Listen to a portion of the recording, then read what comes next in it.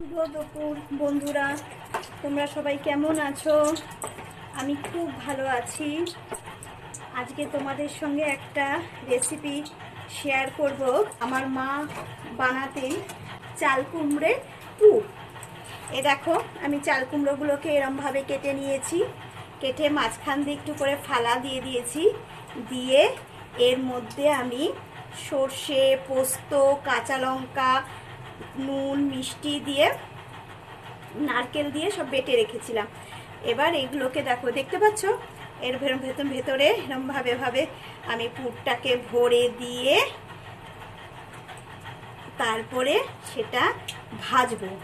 এর মধ্যে বেসন, চালের গুঁড়ি, কালো জিরে, নুন, একটুখানি খাবার সোডা, একটু লঙ্কার গুঁড়ো আর একটু গরম তেল দিয়ে আর একটু পোস্ত ছড়িয়ে দিয়েছি এর মধ্যে। দিয়ে ব্যাটারটা বানিয়েছি। ব্যাটারটা দেখো এরকম একদম পাতলাও হবে না, আবার খুব ঘনও হবে না।